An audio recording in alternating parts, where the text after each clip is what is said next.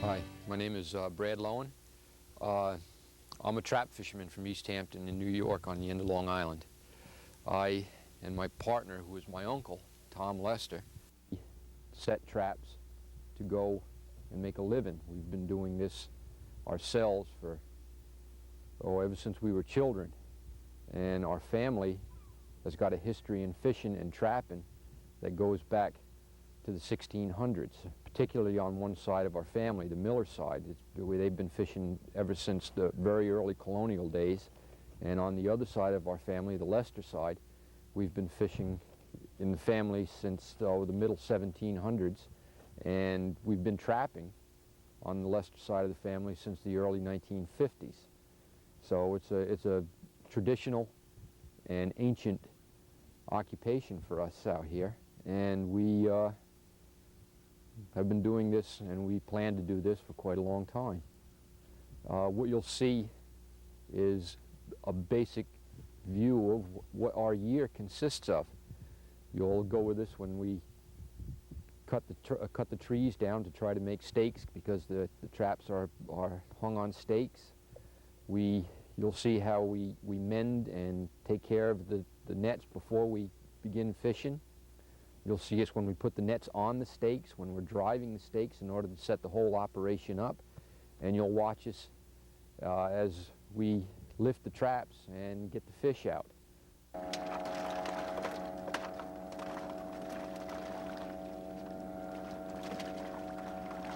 This basic design, the way that we use the fish's instinct to catch itself, the way this basic corral is set up, is used all over the world wherever fish migrate.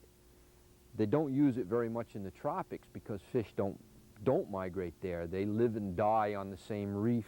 They spend their whole lives in one spot. But wherever fish do migrate, this has been used. Whoever thought of it first was certainly a genius. In the United States, in America, the Indians used this basic design in what we call fikes. They were set up almost exactly like this, but they were very small, and they were underwater, where these are above water. The tops of them are above the water. These very large structures weren't used until the machines were invented that made vast quantities of this net. Originally, these machines made cotton net. They were invented back in the 1850s, and that permitted the expansion in volume and size of these traps. Although the principle didn't change, just the size changed. So the modern size, the modern trap, is actually a result of the Industrial Revolution, although the design, the actual way that the trap works is ancient, probably prehistoric. This is a basic model of a trap so that you can understand what we're talking about. These things, again, this is just very basic, and obviously it's nowhere near as big as what the real thing is. The real thing overall is probably 700 feet long. That includes this part here, which we call the body, and this part here, which we call the leader. The way it works, if you can imagine, this would be the inshore and this would be the offshore. as a fish migrates, it will hit the leader. Now there will actually be net here, although I don't have it on these stakes. There will actually be net here, and as a fish migrates along the beach, it'll hit this barrier, and we use the natural instincts of the fish to catch them. Their instinct is to continue on their migration for whatever reason that they're going. When they hit a barrier, their instinct takes over and says, you know, keep going on your migration, get around this barrier. Fish obviously can't walk, so its instincts tell it to go around any barrier by going offshore into deeper water. So what it does is it goes, hits the barrier and does follow its instinct and goes offshore, and it goes between the gaps. There's no net right here between these two, and it gets into what we call the wings or the hearts. It's called a heart obviously because it's shaped like a heart. Again, as it goes through the gap, it wants to continue on its migration, but it gets up in here and it hits another barrier. Again, its instincts take over and it will go offshore. It will follow the wings or the hearts into what we call the funnel, and the funnel will lead it into what we call the box. Now the funnel is, the opening for the funnel is actually suspended within the box, and as the fish goes through the funnel, it thinks that it's free and on its way to continue its migration, and it swims off on its way until it hits the side of the box. It has the urge to go, you know, away where it's going, and it always will tend to work its way around the outside of the box. They don't often find their way back out through the funnel. Sometimes they will, but in order to do that, they really have to overcome their natural instincts, their natural life. They have to go against the way they're made, and they don't tend to do that very often. Well, we're in the woods here now. The first thing we have to do when we set up a trap is cut some trap stakes. What the stakes are really are just trees. We go into the woods and we find a tree, almost always oak, sometimes hickory, rarely anything else. We use oak and hickory because they're a good dense wood, and they have a longer life. They have a tendency to stay with us a lot longer. We can get 25 years out of a tree if we take care of it well. And also, being that they're dense, they don't float so well, so they have a real good resistance to wave action once they're set out. We always go in the wintertime first off because we have to have the stakes ready to go early in the spring, because that's when we start fishing. And in the wintertime, the sap isn't in the tree, so it makes it a lot lighter to lift and maneuver. If you wait too long until the leaves get on the trees and turn green, the sap makes the wood just that much heavier. And also, it's harder to cure the trees. So we try to get them when they're dormant in the wintertime. And we don't try to cut too close together. We try to spread them out if possible, the cutting, so that the woods as a whole really doesn't miss a tree here and a tree there. We try to not damage the woods by cutting too close. We don't want to clear cut. We pick a tree that'll generally fit the depth of water that we want, but we try to get the smallest tree that'll do the job. Right now we're cutting for a 12-foot trap, so we need the particular stake that we need for the body of a 12-foot trap is between the 20 and 22-foot trap. 20 or 22-foot long stake. We look for the straightest ones we can find, the smallest ones that'll do the job. Part of what we do here for the finish cut is we put a point on it. We have to have a point, obviously, because in order to get the thing standing in the bottom, the point is a lot easier than a blunt end. We generally do this at home, but sometimes it's more convenient to do it in the woods, so we just cut the thing. You take a chainsaw and you cut off the 4 sides and you make a point similar to a pencil point. The other thing that we do for the finish of the work is we take a small axe or a hatchet and we cut down all the knots so that we have as smooth a stake as possible. But this, again, cutting the stakes is really just is the rough work here in the woods, and we try to take care of them and smooth them out and point them when we get home. But this is an example about how we do it. And the sharper the point, the easier it goes, actually. So we try to get as sharp a point as we can possibly get on the things.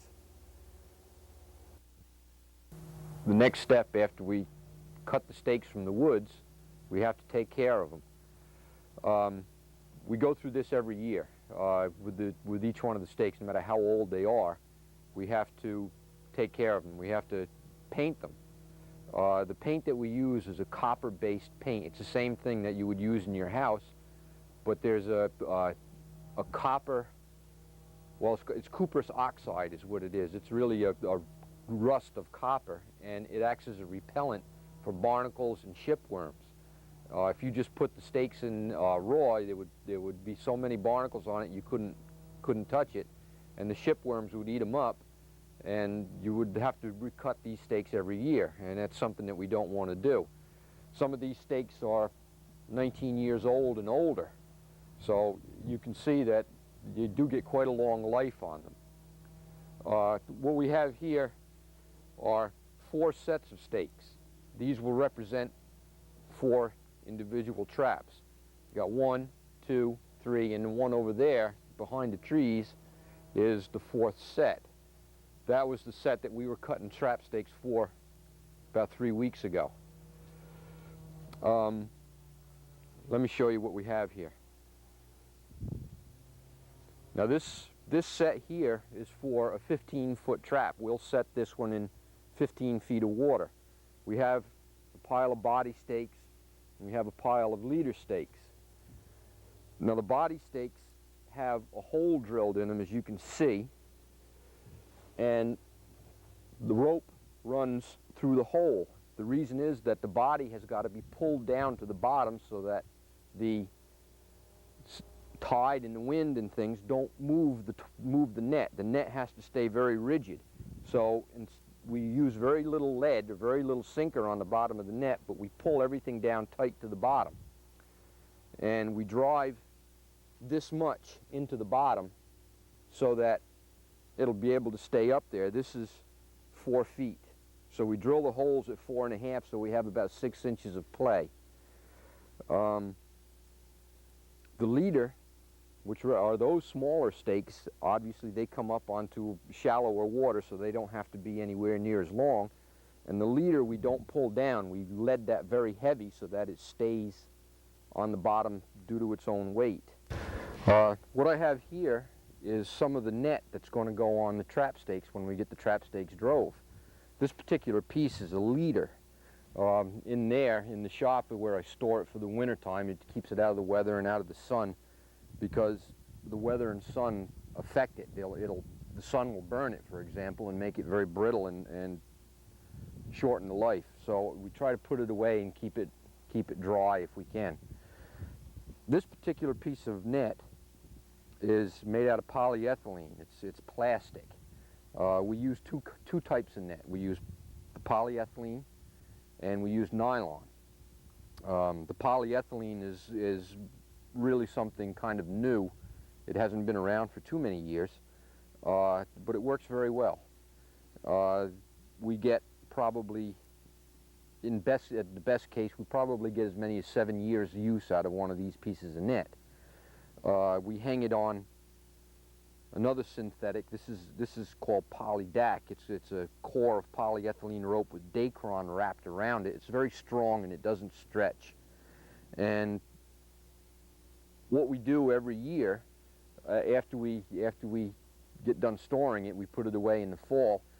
Before we put it back to work again in the spring, we'll take it out and we'll look for holes or wear or anything like that and mend it and repair it so that we can get the next year out of it. We have 4 traps. Just about everything that we have is made out of this newer material now, except for the boxes.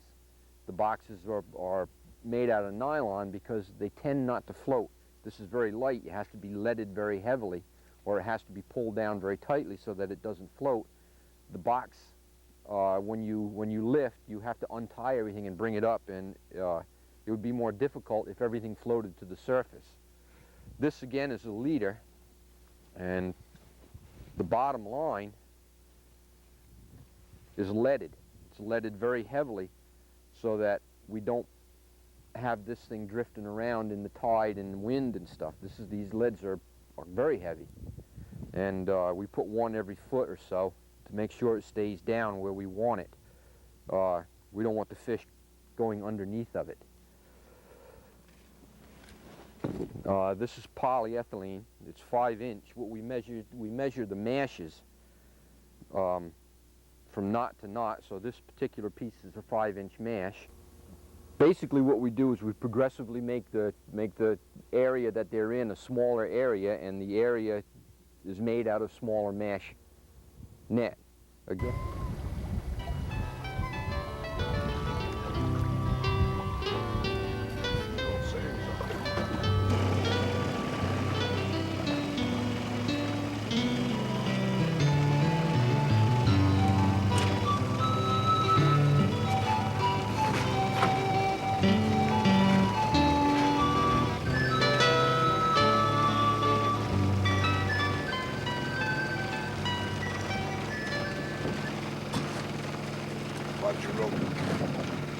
Suck the water through the green hose into the pump, out the blue hose, and out through this pipe here.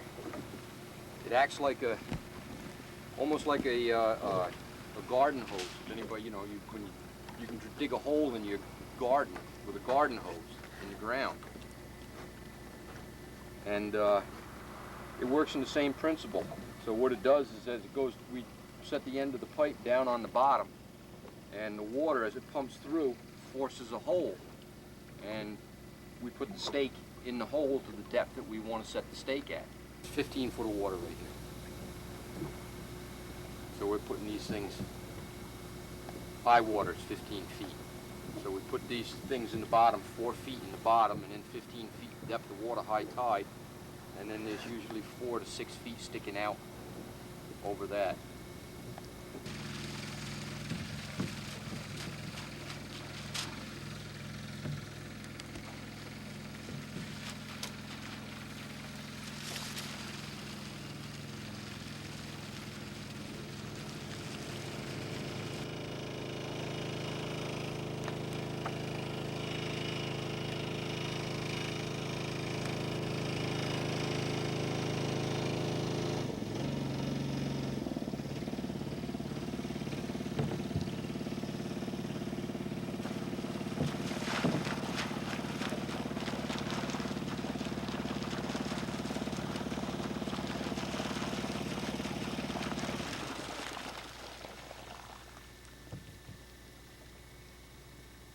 After we get the trap built, which is basically after we get the traps drove, the stakes driven in the bottom, we have to put the net on. The way we do that is we just have to throw the net over the side. That's the body, that's the box and the wings and the funnel. We let that go over the side. Then we have to go along and we tie the top of the net to the top of the stakes, or as high as we want to get it towards the top. And we tie the bottom of the net into a pulley line, which is what we call the pull-down line, and that runs through a hole in the bottom of the stake, and we tie the bottom of the net to that, and we pull that down as hard as we can to the stake, and that's done so that the trap does not go out of shape when the wind and the tide runs into it. We have to keep this trap in shape, or else it doesn't work. It's best if we have good weather to do this in, because it'll work a lot better and a lot faster, and it's a lot easier to maintain that shape, and we don't have to work so hard just to get it on the stakes. It's a lot of work just holding on when the weather's bad. One of the things that we have to do after we get it on is, from time to time, we have to dry it out. We have growth that happens. There's algae which grows on it. There's seaweed that drifts and runs into it, If it gets too dirty, which we call that dirty, if it gets a lot of growth on it, the fish don't come near the trap and it doesn't work. So what we have to do is we have to untie the bottom of the trap and pull everything towards the top of the trap and tie it up and let the sun dry it out. The sun will kill the algae, and when we're done, it turns into almost like a paper consistency. And we know then it's dead and dry. What we do then is we just reset the trap. We pull everything down the way we want it, and we let the tide and wind wash out the dead algae, and with any luck, we won't have to do this again until a week or maybe as much as almost a month before we have to do this all over again. Some of the problems that we have are storms. It's very hard on the traps. Of course, we have to be very careful about that. We try to put them in a place where storms won't generally hit them, but sometimes, of course, you never know what the weather's going to be, so it happens anyway. But that's probably the worst thing that can happen to a trap. We also have other problems too. We have big fish that we have to contend with. Sometimes bluefish will eat holes in it when they're trying to get out. We have crabs. Sometimes you get so many crabs that we can't even lift it up, and then you have to cut a hole in the trap to let the crabs walk out. So it's not just putting it on and letting it fish. I mean, you have to maintain it. It's just like any other piece of machinery. You have to work very hard to make sure it works. The way we lift these traps, this is kind of the payoff. All this work kind of goes back towards what we're, when we lift, because this is what we've been trying to do, is catch the fish. The way we lift this trap is that we go around just in the box, because that's where the fish are finally, and we untie the bottom and we pull the bottom of the box up to as close to the top as we can get.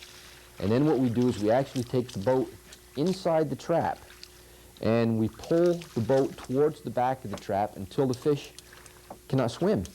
They can't go anywhere. And then we'll take the bailing nets, which are long-handled crab nets, big, and we take the fish that we want, we throw them in the boat, and we take the fish that we don't want and we let them go, and they'll swim away. We at different times a year we catch different kinds of fish. We know basically what we're going to expect because we more or less know how the fish are going to travel. Usually early in the spring we'll start out with squid and weakfish. That's around the 1st of May or late in April. Then we'll go to such things as porgies. We'll go to butterfish. We'll catch bluefish. We catch blackfish, bass, and we get some few other odds and ends like flounders and fluke and so forth. And in the fall, which we generally fish 2 times the year, we fish in the spring, which runs from May until about July, which we call the spring season. We fish in the fall season, which runs from September till about Christmas. The fish on their migrations back to where they're going, down south generally, or out in the ocean, we'll get that backwards again. We'll get that same run we got in the spring. For example, we had the weakfish first, we'll get that last. And generally in the fall also we'll catch quite a few herring and eels to go along with it, which is something we don't often catch in the spring. We catch varying amounts of fish. I've been out there where we've caught absolutely no fish at all in the trap. And we've been out there where we've caught an awful lot of fish in the trap. I've seen as many as 15,000 in the trap, 15,000 pounds. That doesn't happen too often, but we do catch them from time to time. We generally lift the traps every day when the weather is good. If the weather is bad, we may have to let that go for a while, but we try to do it every day. We don't catch fish that we're going to use all the time. Sometimes we catch fish that are no good to us. Fish that are too small to sell, fish that are unsaleable, dogfish and skates, for example. Nobody wants them, so we let them go. And we also get some really exotic stuff. We've caught tarpon, we've caught different kinds of sharks, stingrays, we've caught the Spanish mackerel, which is a southern fish, all kinds of jacks. We get these beautiful things. The fish seem to travel in cycles. I mean, we don't really know what we're going to get from year to year. Sometimes we'll catch more weak fish this year and less weak fish the next. Sometimes we'll catch an awful lot of porgies and the next year we won't catch any. But this is natural. It happens all the time. We don't know why. It just is a natural cycle of the fish. What we do when we catch these fish is we sell them. This is what we do for a living. We're commercial fishermen, and they're sold either locally, or we'll take most of the fish that we catch go to New York City. They are sold then there, and we get paid from the broker who we sell them to, and he pays us. One of the questions as to why we go fishing. I mean, you may wonder. It's a lot of work, you know. I mean, it takes a lot of time, and it's not an easy project. But one of the reasons that we go fishing is that it's fun. That's one of the reasons why I go fishing. It's just a lot of fun to go out there. It's almost like when you go lift that trap, you're not knowing ever what you're going to get. It's almost like a Christmas present every year, every day. Every day it's like Christmas every day. You see things that you don't normally see. You do things that few people do. And it's just something that I really enjoy to do. And that's more important to me, I think, than all the work that we do to actually make a living at this.